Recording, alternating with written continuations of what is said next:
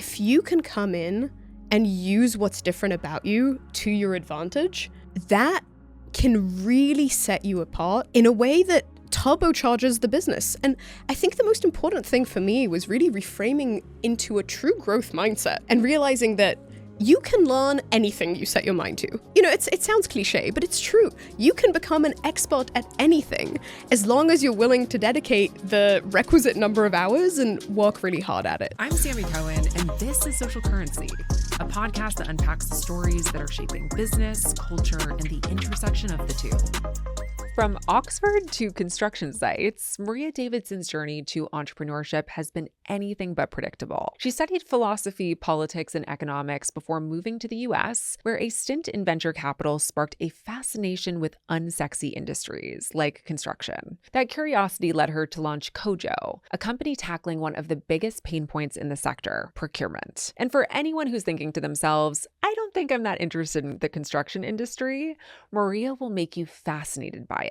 Take it from me. I could listen to her talk about construction and procurement forever. And that's a sentence I never thought I'd say out loud. What started with Maria showing up on job sites with boxes of pizza just to get a meeting has grown into a platform that now processes more than $4 billion in construction material orders annually. Along the way, she's raised over $80 million from some of Silicon Valley's biggest investors, broken barriers in one of the most male-dominated industries, and proven that innovation doesn't only belong to shiny consumer apps. In this conversation, Maria shares the immigrant upbringing that helped shape her entrepreneurial mindset, the early scrappy tactics that got Kojo off of the ground, and her perspective on building culture, customer obsession, and the future of construction. This is Maria Davidson's Social Currency. Maria Davidson, welcome to Social Currency. Thank you, Sammi. It's good to be here. Before we get into the meat of the discussion today, I would love for you to give an elevator pitch on what Kojo is all about and the problem that you're solving.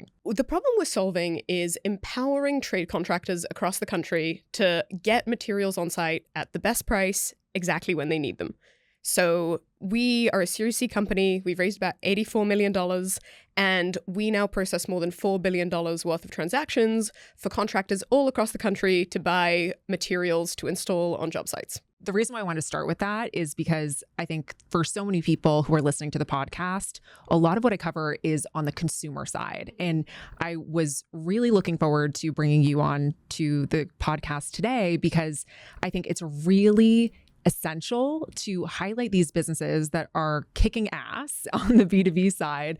And especially as a woman in this space, which we will get into in this conversation, I really want to highlight the work that you're doing. So without further ado, I want to first unpeel the layers of Maria and how you even got into this space. I've heard you describe yourself in conversations as a perpetual immigrant. And how did your immigrant upbringing shape your mentality towards entrepreneurship? I think it's shaped it a lot. You know, I was born in Russia. And when I was 4, we moved to Israel. When I was 11, we moved to England. When I was 23, I moved to the States.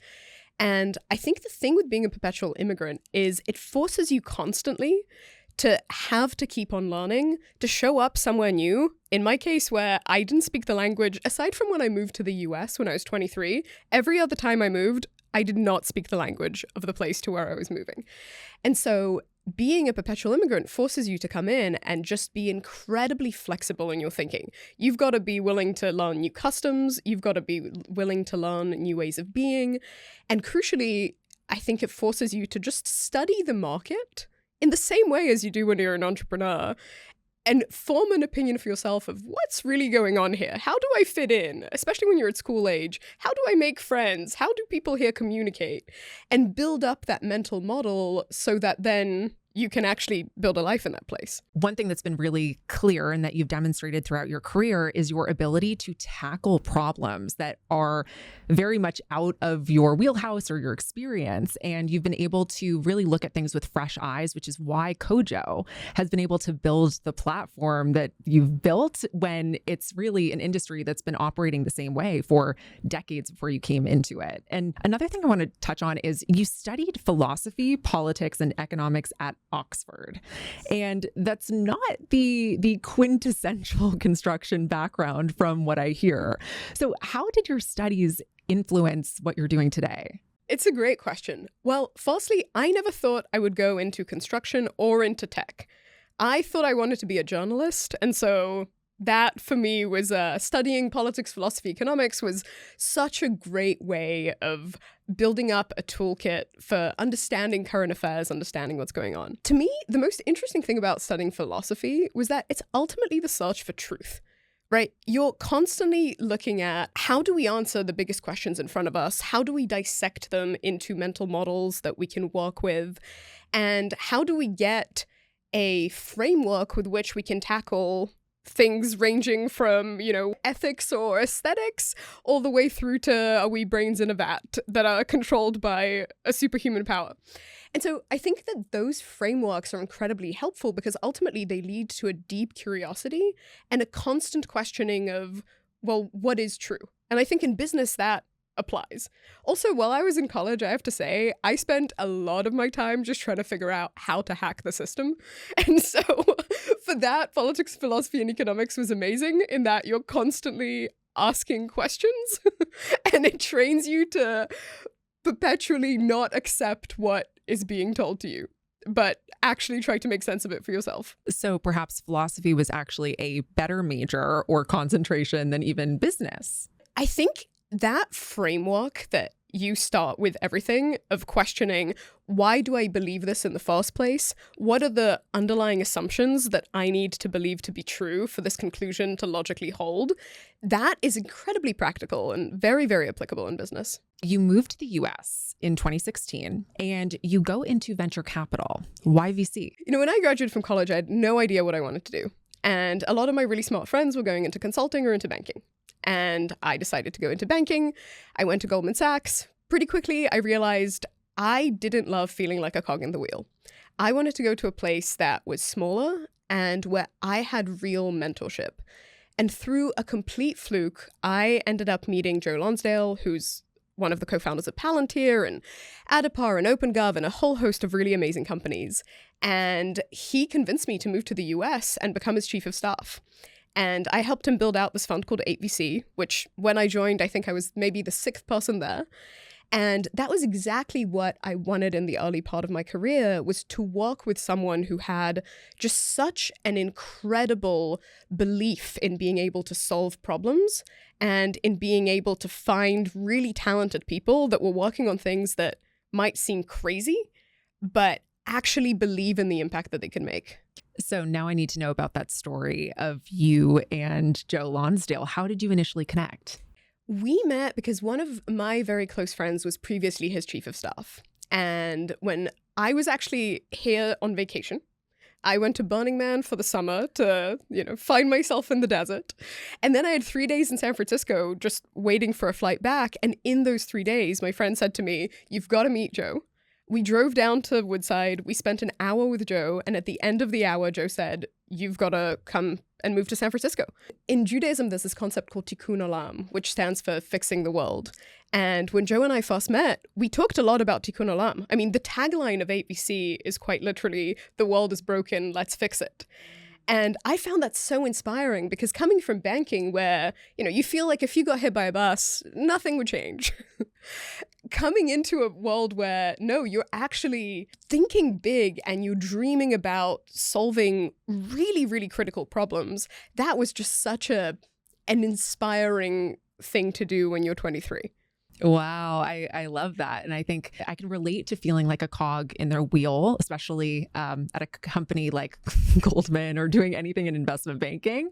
So feeling like you needed or you wanted a greater sense of being able to contribute to the world.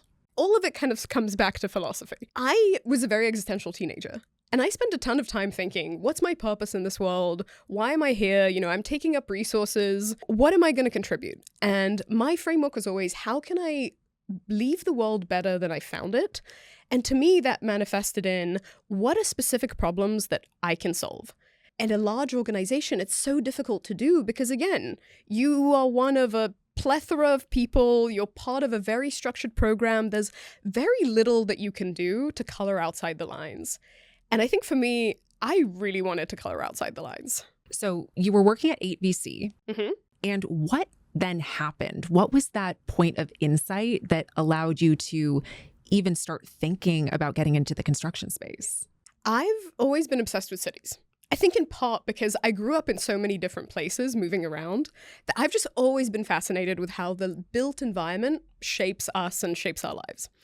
And when I moved to San Francisco, I expected that I would find sort of the streets paved with gold, especially growing up, hearing about the US and, we had such iconic images of what California looked like.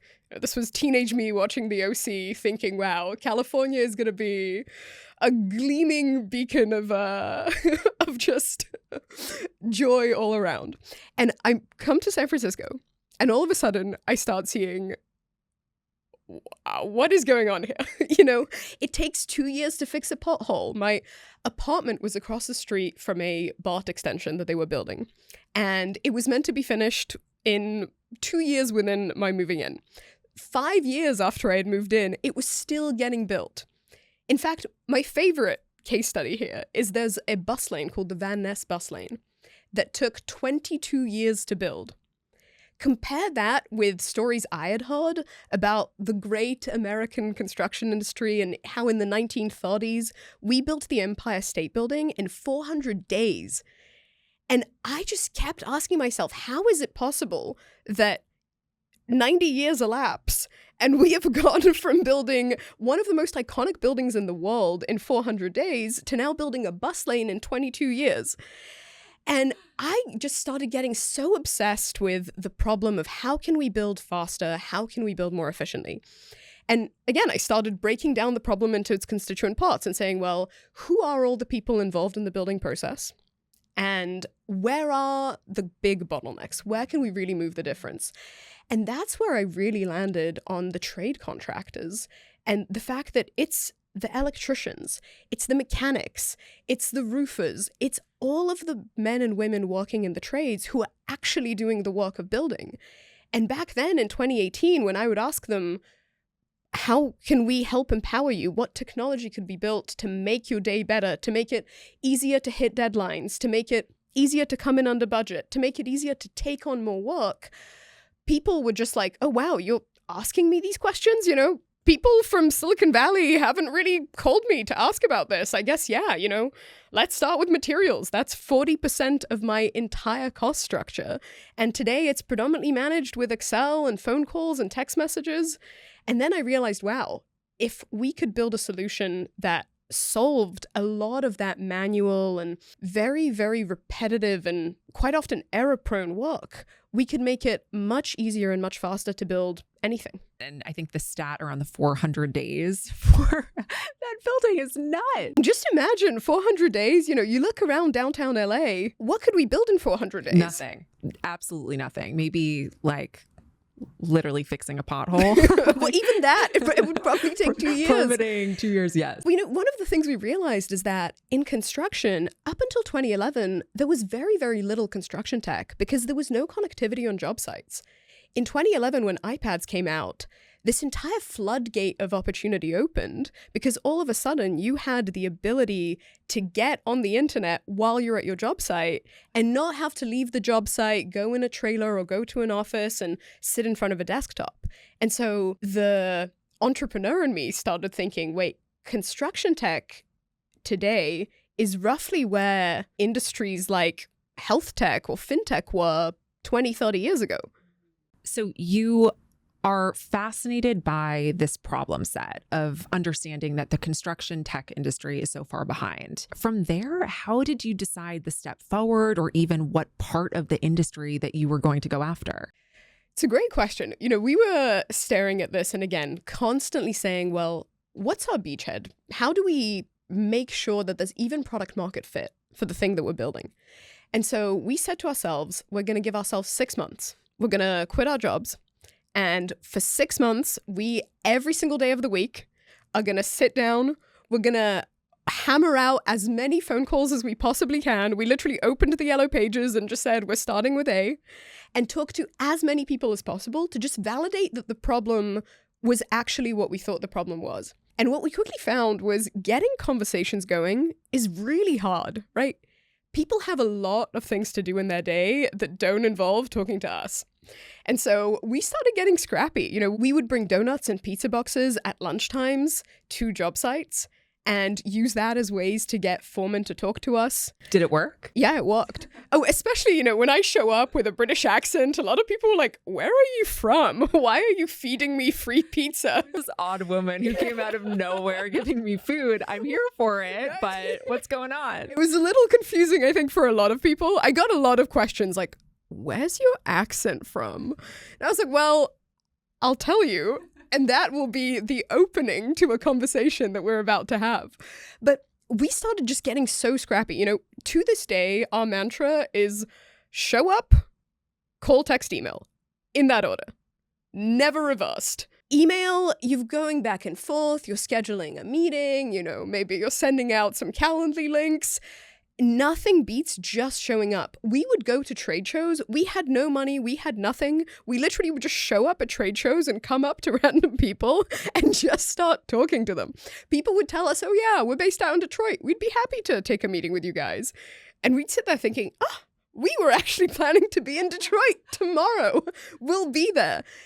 Our mentality was just do whatever you can to get a conversation going, because that's how you're going to validate the problem, and that's how you actually are going to get to what does the solution need to look like. That is so fascinating, the fact that even as a tech company today, because even though obviously there have been major strides, especially over the past few years in the construction tech space, that still to this day, your order of operations is still show up in person first. It's always show up.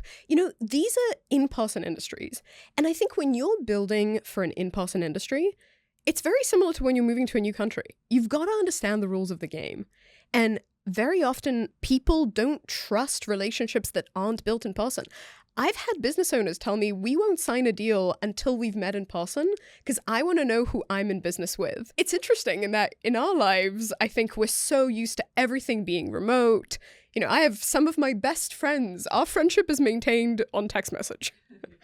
But you've got to show up when it comes to the construction industry. So what did the earliest days of Kojo look like in terms of your product? Because I'd imagine you're going to these sites, you have your donuts in hand, you're luring people to come talk to you with your great accent. And are you showing them like a clipboard with a mock-up? Are you bringing an iPad of what you imagine the UI to look like? What was the process? Oh, it was, if we were doing it today, it would be so different because now you've got tools like Cursor where you can vibe code a mock-up in a weekend.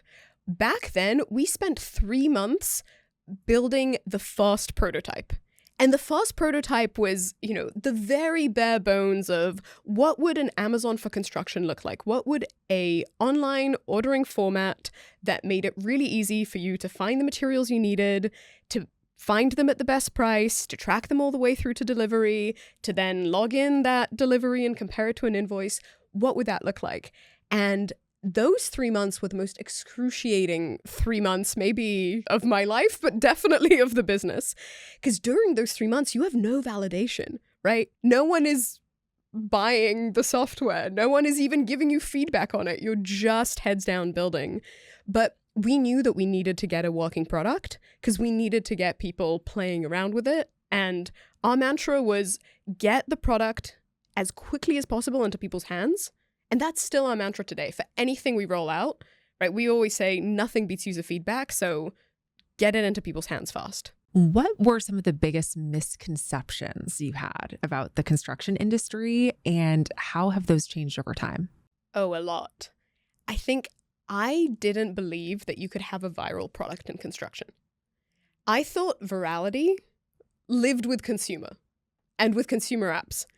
But I very quickly learned people in construction talk just as much, maybe even more, than people talk about what they use for food delivery or, what the best app for booking a hotel reservation is.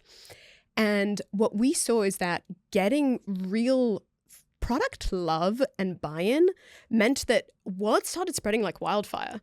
And people were constantly going to conferences, people were going to various trade events, and they were bringing Kojo up, and we saw a lot of inbound start to come in a way that I just didn't expect at all. But again, it makes sense. In such an in-person industry, right? Word of mouth spreads really fast, and having that initial customer love and having these evangelists made a huge, huge difference. That's really fascinating, because if I think about these trades workers, right? I would imagine the way that the industry works, obviously it's pretty project based. So you're working on a project with this cohort of people. Then the next month it moves to a brand new cohort of people. And if you've been able to hook someone in on a project that they've been working on and they know about Kojo, they're going to continue to spread the information about Kojo to a brand new group of people. So I think that is such a unique aspect of the industry that you're in, the fact that it is an in-person industry for the most part, but that's actually a huge benefit to your business. It's a huge one, especially because it allows you to then move across the trades, right? When you're starting a business, the number one question every investor will ask you is, what's your total addressable market? Because you could be the world's best operator, but if your what's called the TAM isn't big enough, it's very difficult to build an amazing business. And what we were asking ourselves is, how do we build inbuilt distribution? And what we realized is that we started just with electricians. And if the electricians loved us, they were much more likely to tell the folks doing the mechanical work, oh, you should check out Kojo. And then word started spreading because we would hear the GCs say, oh, we heard a bunch of the different trades were using Kojo. Maybe we should check it out for drywall. Maybe we should check it out for roofing or for flooring. Should we look into it for site preparation? On any big project, that means a hospital, a school, a gas station, all the way through to a solar plant. You usually have 10, 20 trades all working on it at the same time. And that creates an incredible viral loop.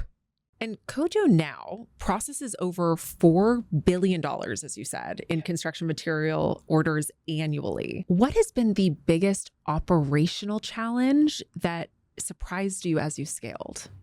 A lot. I think one is that customer success is the most important thing to invest on early on. Because again, you've got to have partnerships that become evangelists. You want a few people to love your product, and that's much more important than a large group of people who are sort of iffy about it. And so for us, it was investing in customer success and really breaking it down into its constituent parts, right? Optimizing onboarding as its own distinct problem to solve, optimizing renewals as their own distinct problem to solve, thinking about training and how do we gamify stuff. We started running all these campaigns where we said, well, the fastest team of any of your project teams to submit all their requisitions or put all their orders on Kojo, we'd auction off Yeti coolers, Omaha steaks, tickets to football games. We really tried to think about, how do we make this fun and how do we create sort of gamification into it? And that piece of it, I think, was a really, really important part, because with some industries, customer success isn't as big a focus because, they're product-led growth. The assumption is people are just going to find the solution, they're going to download it, and they're going to use it themselves. But with us, we realized that onboarding was that single most important phase of a customer lifecycle. And scaling that has been critical, because initially, right, you have infinite attention to pay to your first 10 customers. But then when you have 100 customers, when you have 500 customers, when today we have 700 customers, and a lot of those are giant multi-billion-dollar entities, how you train at scale becomes a problem that is really, really challenging, but also very rewarding to solve. And speaking of the whole word of mouth growth with Kojo, one thing that I'd love to talk about is the fact that Kojo is a B2B business. And oftentimes with consumer businesses, the marketing, the customer acquisition is very different. So nowadays, can you walk us through the customer acquisition process for Kojo? I definitely can. That scrappiness that we had in the early days, we've kept it going. So we do a lot of the standard stuff, right? We go to a lot of industry events. We partner with a lot of trade associations. We do a lot of educational content. We run a lot of webinars. We partner with a lot of industry experts. I think that's actually been something that from the very beginning was in the company DNA, right? Because we said we need to have a very, very strong inherent knowledge base within the company to be able to build in a way that felt really native to people that have spent 30, 40 years working in construction. So we do all of that.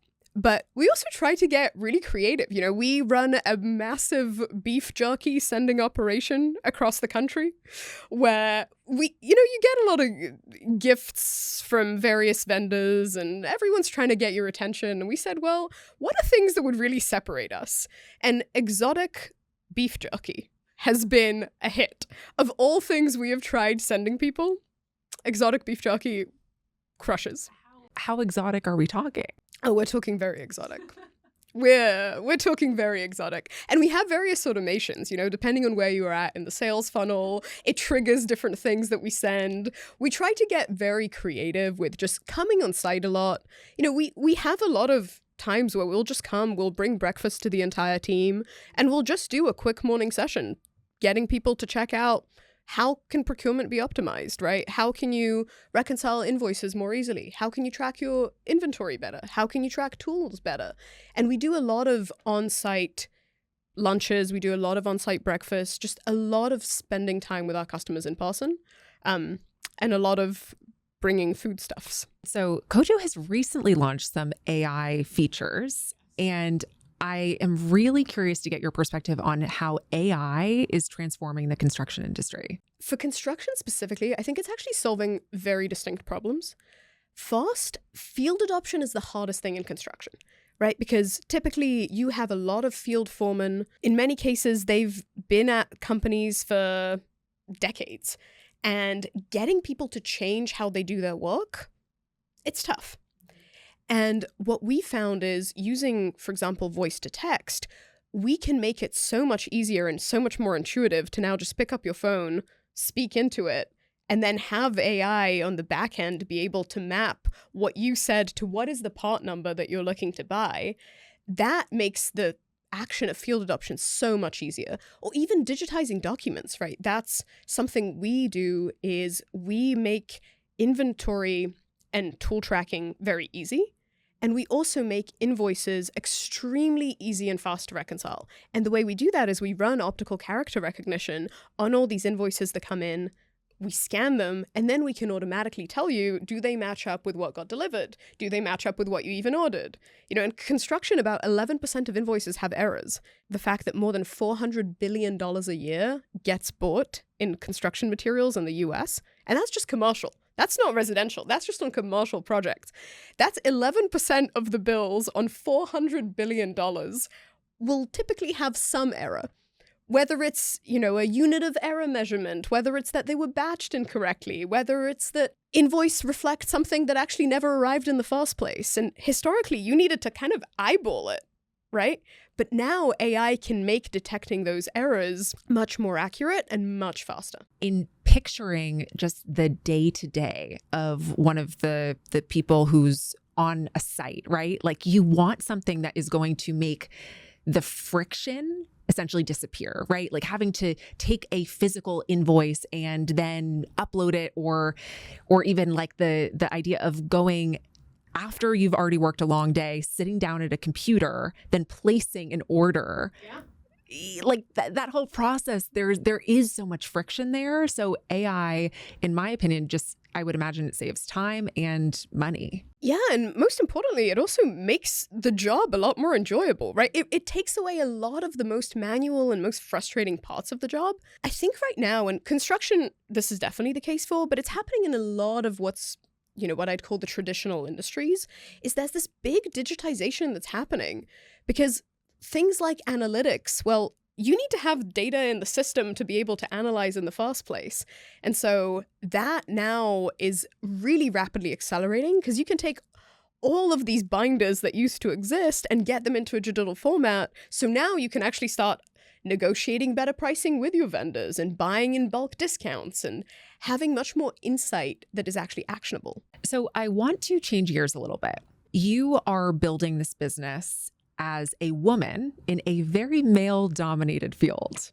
So how has being a woman impacted your experience in growing Kojo? I actually think it's a huge strength. When you think about what it takes to build a business, right? Sales is a huge part of it. And talking to your customers is really the name of the game. And when you think about your typical customer, right? They're getting 10, 20, in some cases, they're getting calls every 30 minutes from a new vendor that's trying to tell them that they're going to save them money and they're going to save them time. And if you are able to differentiate yourself, right, quite literally by even bringing a new voice or a new accent to the conversation, you can get people's attention. And that might just be initial 5 seconds if someone stays on the phone with you just that little bit longer. But that's really all you need to be able to actually get a conversation going. And I've found that standing out, because again, the percentage of the construction workforce that's female in the US, it's paltry. It's less than 15%. But it does help you actually stand out if you lean into it. And, and when we first started the business, I used to be so self-conscious. I remember once going to a conference and it was hot. So I asked someone to open a window and they said, "Oh, are you going through menopause?" And I was like, no. Because also when I started the business, I was 26. So not only was I a woman and obviously foreign, but also I was 26. And the average person that I'm talking to is not 26. So I used to be really self-conscious about it until I realized, wait, what makes me different is actually what's enabling me to start these conversations and to get conversations going. And that was really empowering. I love that reframing of taking something that you, on paper, makes you an outsider and really having the narrative switch of no, the aspects that make me unique are actually my way to stand out in the industry and get people to pay attention to what I'm doing. And you just said it. You were a woman in a male-dominated industry. You were younger than the vast majority of people that you were working with. You had an accent. So many people, especially you built your company in the US, they're like, where's this woman from? And you just didn't have the industry experience of working in the industry for decades like so many other people had. Yet, in spite of all of that, you've been able to build something that is incredibly successful, and you're obviously still growing at a crazy clip. So I think I want to just highlight this and stay on this for a second, because I think for all of the listeners who are thinking, okay, I don't have the industry expertise, or I'm from a background that's untraditional for the industry that I want to go in or start a company in, I think it's really understanding that your background or your unique, whatever makes you authentically you, use that to your advantage. The world in general is so full of noise and it's so full of monotony. And if you can come in and use what's different about you to your advantage, that can really set you apart in a way that turbocharges the business. And I think the most important thing for me was really reframing into a true growth mindset. And realizing that you can learn anything you set your mind to. It sounds cliche, but it's true. You can become an expert at anything as long as you're willing to dedicate the requisite number of hours and work really hard at it. And so, yeah, I found it to be incredibly valuable for even things like brand building, right? You show up to a conference, people recognize you because you look different. And I think if you lean into it, it's a superpower. You've also mentioned that Silicon Valley tends to ignore unsexy industries, right? Much to my chagrin, but yes. So tell me more about your perspective on this. The old adage, and in many ways I think it's right, is that you have got to build a business for a problem that you experience in your personal life. And that makes sense, right? A lot of the biggest businesses in the world have been built around problems like I need food delivery and I need to have a wide selection of shows that I can watch and I need to book accommodation at a reasonable price in a big city center.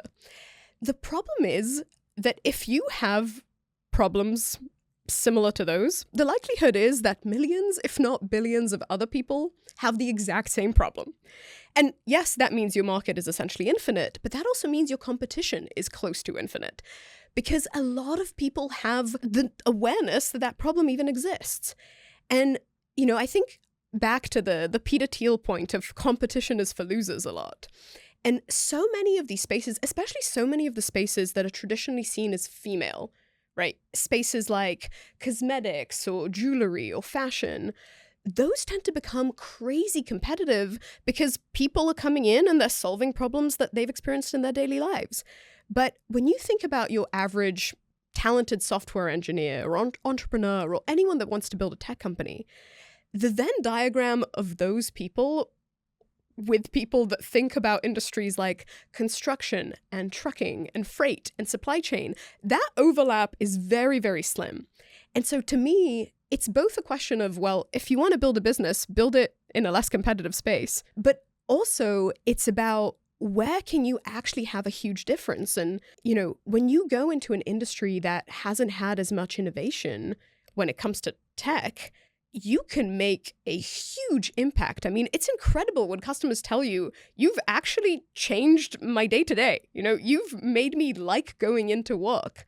That's something that you can do when you're building for an industry where you're really going from 0 to 1.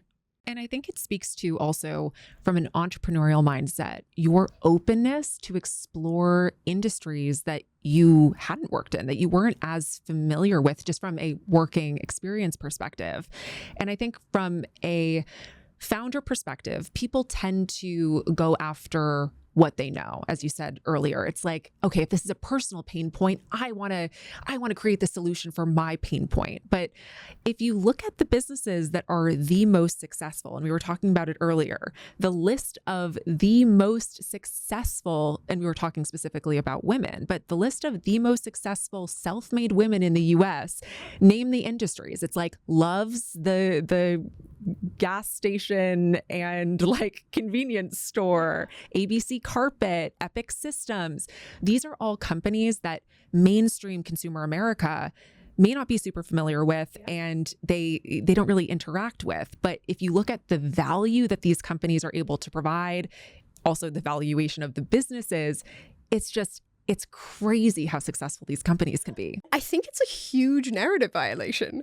I mean, I love it, Sammi, because it really is a narrative violation. I think when you think about the most successful self-made women, yeah, a lot of those, Epic Systems is an incredible business. But I think if you ask most people, what are the biggest businesses started by women, they would talk about consumer brands. They wouldn't talk about Epic, which, does the back end of health record management. But actually, that's one of the biggest businesses in the country. And we have all interacted with Epic Systems. If you've set foot inside a hospital in the US, you've interacted with Epic Systems.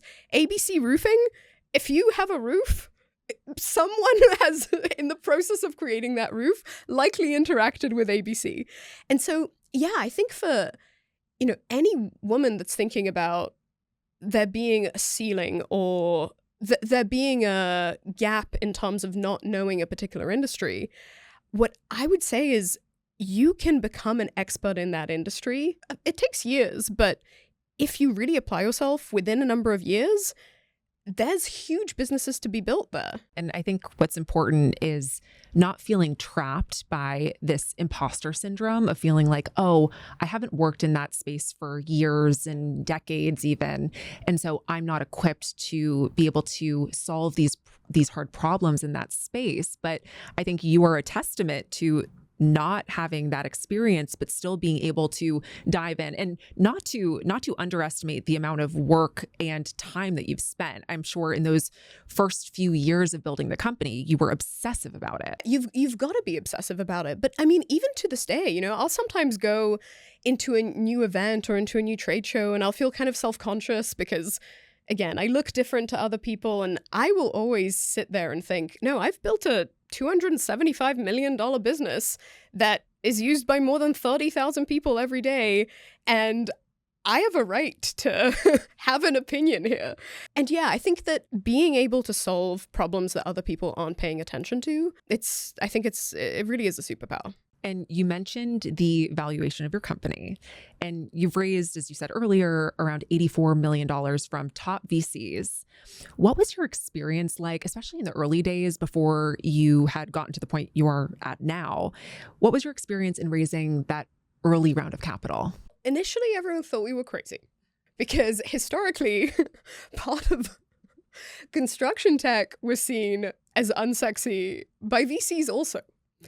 Initially, everyone told me that we would have 10-year-long sales cycles and it would take forever to actually onboard anyone. And why didn't I want to go build in fintech instead? Initially, all it took was for a very small number of people to say yes. Having people like Joe who just believed in us as people and believed in the fact that we had done our due diligence and believed in our thesis and our vision, that was really what got the company off the ground, because that initial round was so hard to raise. So many investors were like, what? Why are you building in a space that's so difficult to sell into? And then what we found is at every round, right, there are different proof points that you need to show. And sometimes I'll talk to business owners who, if they haven't spent time in venture, it's really confusing to think about, well, what are even the metrics that matter? But I think for us, because I came from venture, we always had a very clear understanding of at every stage, what are the metrics that people really look for? And so very, very early on, we said to ourselves, we need to have financial discipline, right? Because burn multiple is going to matter. And we've got to have a really thorough plan about how we're expanding our TAM, because that's going to be a question that will always come up. And we've got to think really hard about what our retention metrics look like, because that guaranteed is what can kill around as soon as you hit sort of a Series A or Series B stage. So yeah, I think it's definitely got easier as we've progressed. Our Series B took 10 days to raise and our seed round took months. But those early days were tough. I think one of the reasons why probably early on people like Joe really believed in you is because you had done your due diligence on the customer, the person that you were selling to, the business that you were selling to. And so I'd love to hear, and I'm sure you have many of these examples, but can you share a story where Kojo went above and beyond for a customer? I mean, every day. No, but actually, we had one of our founding engineers. He, in the very early days, said to me, I actually don't own any long pants. And we are going to a customer on site. And does that mean I need to go buy a pair of khakis? And I said, yes, you do. But in the early days, we would quite literally station ourselves at our customers' offices. Like we would stay at whatever hotel was the closest to their office, and we would tell all our customers straight up, we know, we're a group of 26-year-olds, but we will outwork any other provider that you talk to. We are willing to compensate for the fact that we don't have a 20-year track record for our company with the fact that we will just grind. And anything that you tell us, we will be there and we will build. And so we would show up every morning with long pants for our engineers. And we would go and we just literally stay camped out there for, up to a week at a time, just to really show people that when they gave us feedback, it didn't take us a month to iterate. Or, if you're working with any large enterprise company that's been around for 20 years, maybe they'll put it on the roadmap next quarter. Maybe they'll put it on the roadmap next year. We wanted to show people we will implement your changes tomorrow. In fact, sometimes we'll implement your changes today. And that mentality, it still exists, right? We still really pride ourselves on being able to implement and customize in hours. And it's tough because, you've got to have people that really care about what they're doing to do that. And our engineering team is amazing in that people really fundamentally believe in the mission, right? They want to help these businesses. And that's why they're willing to constantly go over and above and jump on customer requests straight away. What's an unconventional piece of leadership advice that you would give to other founders? Unconventional. I come back to the definitions of philosophy. Unconventional, it's a tough word. What I would say is get in the weeds. A lot of the conventional wisdom that I hear is hire people smarter than yourself and let them do their thing. And I think this comes back to this whole founder mode. But founder mode is real. You have got to get in the weeds because no one has more context on the business than you as a founder. And that comes into any part of the business, right? No one, quite literally, no one's been at the company for as long. No one has seen as many challenges and no one has spoken to as many customers. And so be willing to really get in the weeds. And I think that, people can say, oh, well, that's micromanagement. Don't do it in a way where you're now all of a sudden taking on this entire thing yourself, but carve out projects and really, really get into the weeds and make sure that you're so up to date on what's happening in every key part of the work stream that you're looking into. Because I think sometimes I'll hear founders tell me, oh, yeah, no, that's outsourced to that person. And I'll always think, well, does that person know more and believably is in a place where they can solve that problem without any input from you? Maybe they can solve it better than you, but you can at least make any decision a little bit better, I fundamentally believe, if you dive into the weeds. Does anything keep you up at night with your business? A lot. I mean, I think for us, we're very ambitious. We want 5 years from now to be global. We want to be in a place where anyone on any job site can use Kojo to find the materials they need, to get them at the best price, and crucially, to handle any aspect of their supply chain, right? To manage their relationships with their vendors, to manage their pricing, to manage all of their tools, to manage their spend. And so we're just building really fast.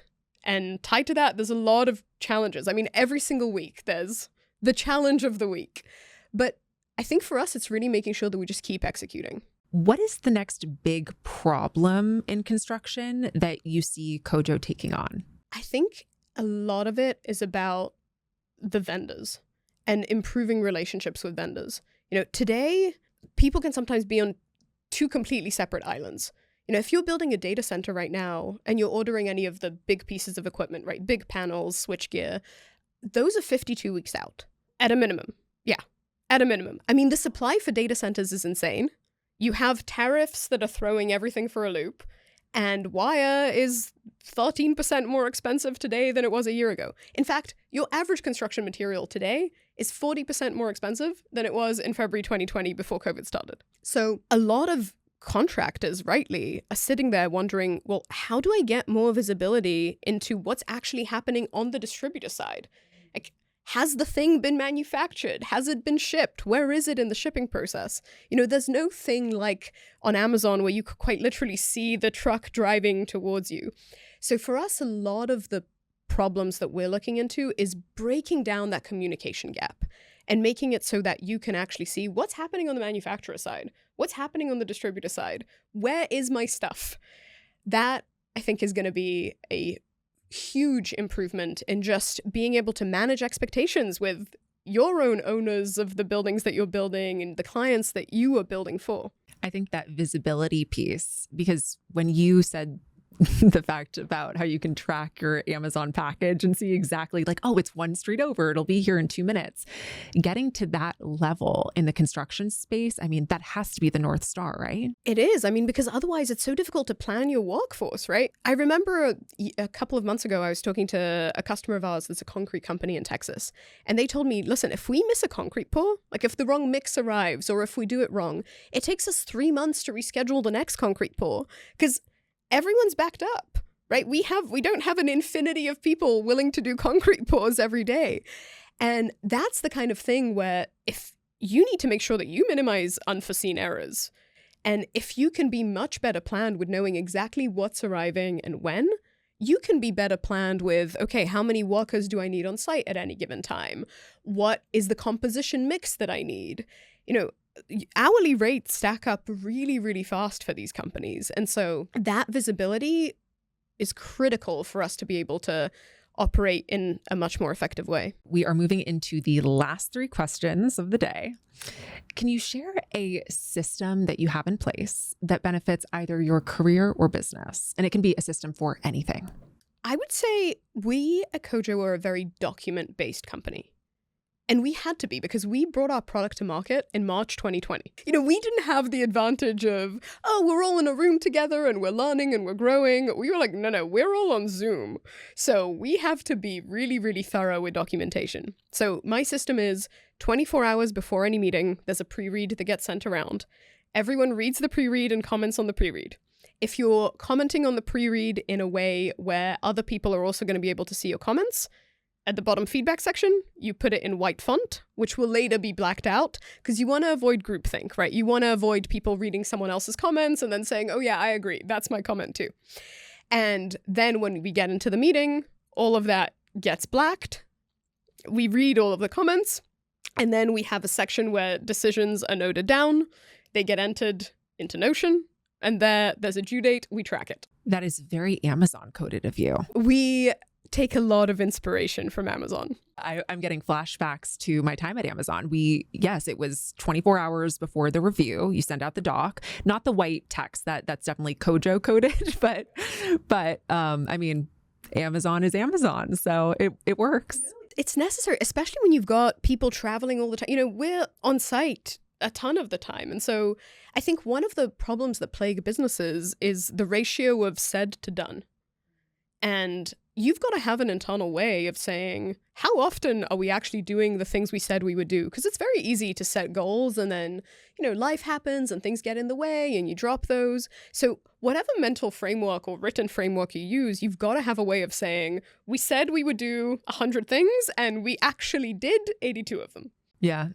I think that the fact that your business is so field focused, I mean, that's the nature of construction, right? I think having the documentation and having everyone bought in on the system of how Kojo works and the way that ideas and information is spread sounds like it would be essential, because if you didn't have that rigorous of a system, especially in a remote environment, the company would fall apart. Oh, completely. I remember in the early days, people thought we were really extra for doing this. We were 7 people and we were building out these big databases in Notion, and people joining the company were like, you guys are getting a little bit ahead of your skis. But in hindsight, it was the best thing we did, because I can now go back to customer conversations I had in 2019 and, they're all recorded, they're transcribed, they're in our big internal Wikipedia, and I can go and I can see, oh, what did that customer tell me? And what was the name of that person that they said we should talk to?